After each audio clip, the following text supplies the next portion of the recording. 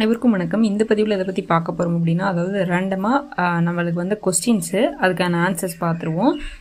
So எல்லாருமே கேட்குறாங்க, ஆட்டுப்பண்ணைக்கு subsidy உண்டா, மாட்டுப்பண்ணைக்கு சப்சிடி உண்டா அப்படின்னு சொல்லிட்டு. அது வந்து ஒரு வார்த்தையில் உங்கள்கிட்ட வந்து உண்டு இல்லைன்றதை நான் சொல்லிட முடியாது. ஏன்னா உங்களோட எலிஜிபிலிட்டிஸு, உங்களுக்கு எவ்வளோ லேண்ட் இருக்குது, இபி கனெக்ஷன் இருக்குதா, போர்வெல் இருக்குதா, நீங்கள் என்ன கேட்டகரியில் வருவீங்க அப்படின்ற மாதிரி அனலைஸ் பண்ணி தான் நான் வந்து சொல்ல முடியும். ஸோ இப்போ எனக்கு சேனல் பார்த்துட்டு கால் பண்ணுறவங்களும் சரி, இல்லை கமெண்ட்ஸில் நீங்கள் கேட்குறவங்களும் சரி, ஏக்தமாக ஒரே வார்த்தையில் நீங்கள் சொல்கிறீங்க. அப்படி ஒரு வார்த்தையில் இந்த இதில் நம்ம சொல்ல முடியாது. ஏன்னா இது ஒன்றுக்கும் இப்போ ஒரு ஆட்டுக்கு, மாட்டுக்கு, கோழிக்கு, காளான் வளர்ப்புக்கு இந்த மாதிரி ஒரு சப்சிடிஸ் இருக்குன்னா, அதாவது ஒரு பக்கமும் பார்த்தீங்கன்னா 100 பக்கம் 70 பக்கம் இந்த மாதிரி இருக்கும். ஸோ இங்கே நாங்கள் ஃபீல்டில் இருக்கிறதுனால அதை வந்து ரொட்டீனாக நம்ம வந்து அப்டேட் பண்ணிக்கிட்டு இருப்போம். ஸோ இன்னைக்கு ஸ்கீம் இருக்கும், நாளைக்கு பார்த்தீங்கன்னா ஸ்கீம்ஸ் இருக்காது. ஸோ அதனால ஒரு டைமும் ஒரு மாதிரி மாறும். ஸோ உங்களோட, அதாவது ஒருத்தங்களுக்கு இருக்கிறதே இன்னொருத்தங்களுக்கு அப்படியே வந்து சேமாக வராது.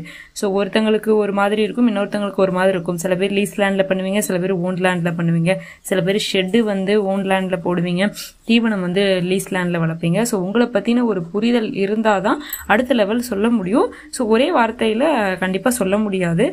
ஸோ கேட்குறவங்க எல்லாரும் அப்படி தான். இப்போ நாங்கள் என்ன ப்ரொசீஜர் வச்சுருக்கோம் அப்படின்னா, ஃபஸ்ட்டு நீங்கள் கால் பண்ணீங்க அப்படின்னா ஒரு 500 rupees பே பண்ண சொல்லுவோம். ப்ராஜெக்ட் காஸ்ட்டுக்கு ஏற்ற மாதிரி ஒரு ஃபார்ம் ஒன்று தருவோம். அந்த ஃபார்மை ஃபில் பண்ணி எங்களுக்கு அனுப்பிச்சிட்டு ஒரு 1 hour உங்கள்கிட்ட பேசுவோம். பேசிட்டு நீங்கள் எந்த ஸ்கீமில் எலிஜிபிள் வருவீங்கன்னு பார்ப்போம். அதுக்கப்புறம் தான் அடுத்த லெவல் வந்து நாங்கள் வந்து உங்களுக்கு சப்சிடி அப்ளை பண்ணுறதோ இல்லை பேங்க் லோன் பண்ணுறதோ எது ப்ராசஸ் வேணாலும் பண்ணுவோம். But you have to eligible, அதாவது நீங்கள் வந்து ஒரு எலிஜிபிள் ஆனீங்க அப்படின்னா தான் நான் அடுத்த ஸ்டேஜுக்கே போவேன். அப்படி இல்லைன்னா இந்த 500 ரூபாயோட உங்களுக்கு வந்து ரிஸ்க் முடிஞ்சு போச்சு. ஸோ அதனால ஒரே வரியில் நீங்கள் கேட்கும் பொழுது என்னாலையும் ஒரே வரியில் வந்து பதில் சொல்ல முடியல. ஸோ தப்பாக நினச்சிக்காதீங்க. இப்போ வந்து கொஸ்டினுக்கு போயிடலாம். ஸோ ஃபஸ்ட்டு வந்து கேட்டிருக்காங்க, வெண்பன்றி வளர்ப்புக்கு கிடைக்குமா, கல்வி தகுதி என்ன அப்படின்னு கேட்டிருக்காங்க. வெண்பன்றி வளர்ப்புக்கு உண்டு. அதாவது இதில் வந்து NLM அப்படின்ற ஒரு ஸ்கீமில் வந்து தர்றாங்க. உங்களுக்கு வந்து 50 பன்றிகள் நீங்கள் வளர்த்தீங்க அப்படின்னா உங்களுக்கு வந்து 30 லட்சம் ரூபாய் ப்ராஜெக்ட், அதில் 15 லட்சம் ரூபாய் சப்சிடி. நீங்கள் 100 பன்றிகள் வளர்த்தீங்க அப்படின்னா உங்களுக்கு வந்து 60 லட்சம் ரூபாய் ப்ராஜெக்ட், அதில் 30 லட்சம் ரூபாய் வந்து மானியம் தர்றாங்க. ஸோ இதில் வந்து கல்வி தகுதி பெருசாக இருக்கணுன்ற அவசியம் இல்லை. எதில் அப்படின்னா NLM அப்படின்ற திட்டத்தில். ஸோ இதில் வந்து நீங்கள் வெண்பன்றி அப்படின்றது கிடையாது. நீங்கள் நாட்டு ரக பன்றிகளை வந்து இனப்பெருக்கம், அதாவது ப்ரீடிங் பண்ணினீங்க அப்படின்னா கண்டிப்பாக வந்து எலிஜிபிள் உண்டு. ஸோ இதுக்கான ஆன்சர். ரெண்டாவது, இலவசமா அல்லது பயிற்சி கட்டணமா அப்படின்னு கேட்டிருக்கீங்க.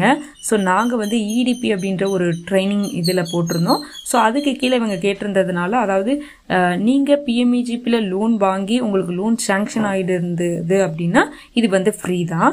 இதே நீங்கள் வந்து லோன் வாங்காமல் சும்மா ஜென்ரலாக அதில் நடக்கிற விஷயங்களை கற்றுக்கணும் அப்படின்னா கவர்மெண்ட் வந்து உங்களுக்கு சம் பேமெண்ட் பண்ணுறாங்க. ஒரு 3000-லேருந்து 6000 வரைக்கும் இருக்கும். அது உங்களோட காஸ்ட்டு, நீங்கள் சூஸ் பண்ணுற கோர்ஸை பொறுத்து மாறுபடும். ஸோ இது வந்து EDP அப்படின்ற ட்ரைனிங்கு.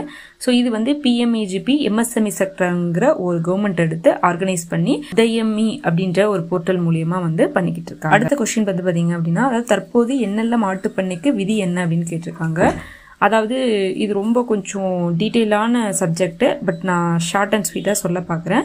அதாவது பார்த்தீங்கன்னா இதில் வந்து நீங்கள் 100 ஆட்டுலேருந்து 500 ஆடு வரைக்கும் போட்டுக்கலாம்.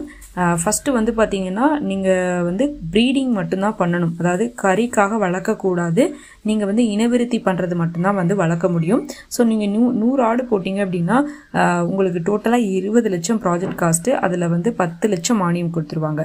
200 போட்டிங்கன்னா உங்களுக்கு 20 லட்சம் மானியம், டோட்டல் ப்ராஜெக்ட் காஸ்ட்டு 40 லட்சம்.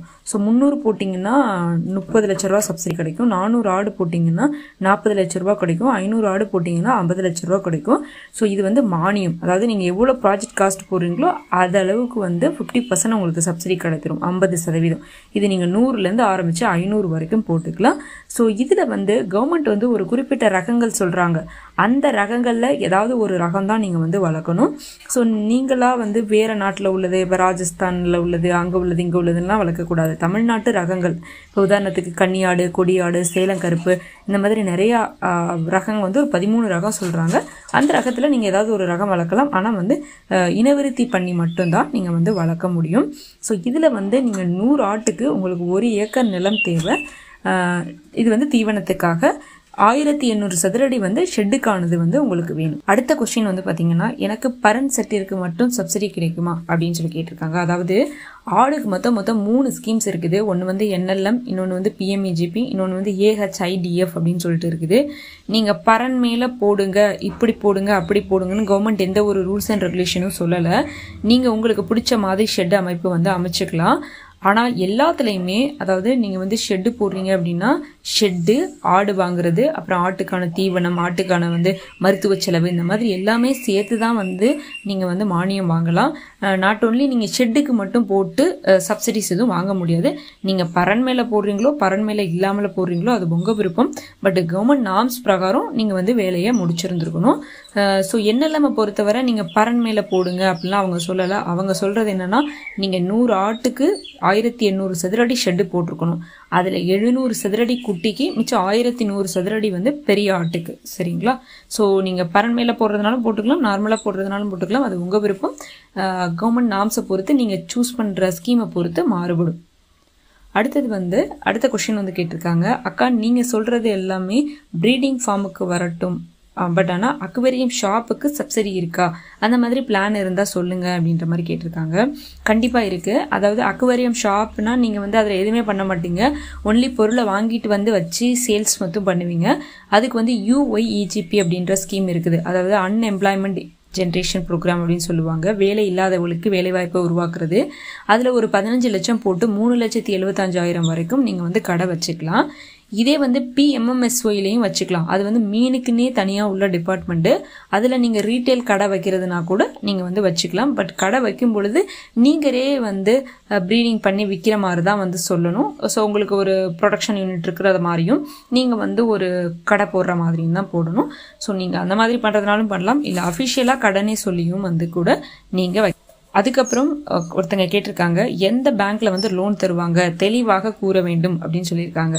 பேங்க் வந்து எப்படி சொல்றதுன்னா, யாராக இருந்தாலும் சரி, இப்போ நீங்களாக இருந்தாலும் சரி, நானாக இருந்தாலும் சரி, டக்குன்னு பேங்க்கை வந்து லோனை வந்து தூக்கி கொடுத்துட மாட்டாங்க. அப்படி நான் கொடுக்குறேன் அப்படின்னு சொன்னாங்கன்னா நான் போய் சொல்கிறேன்னு தான் அர்த்தம்.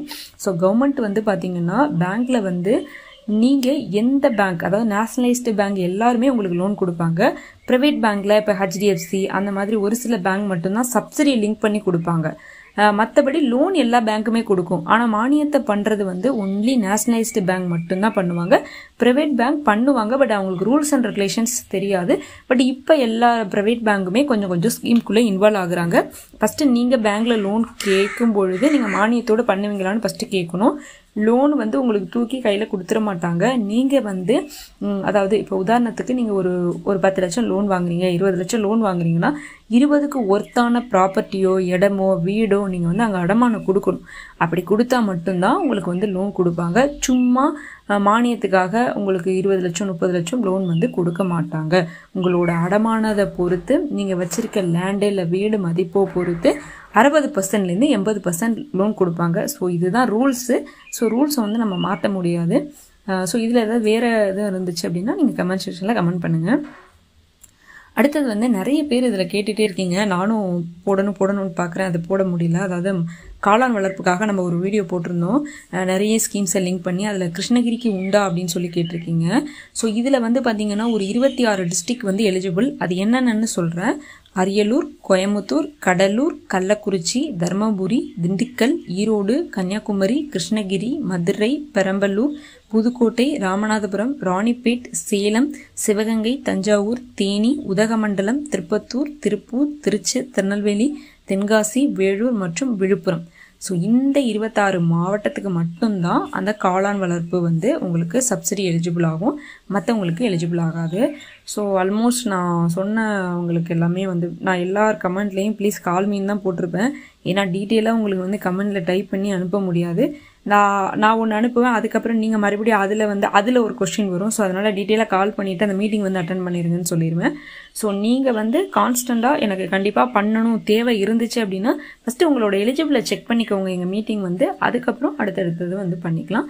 ஸோ இதே போல் வேறு ஏதாவது கமெண்ட் செக்ஷன் இருந்துச்சு அப்படின்னா நீங்கள் வந்து கமெண்ட் பண்ணுங்கள். நான் நெக்ஸ்ட் வீடியோவில் கொஸ்டின் ஆன்சர் வீடியோ வந்து போடுறேன். தேங்க்யூ.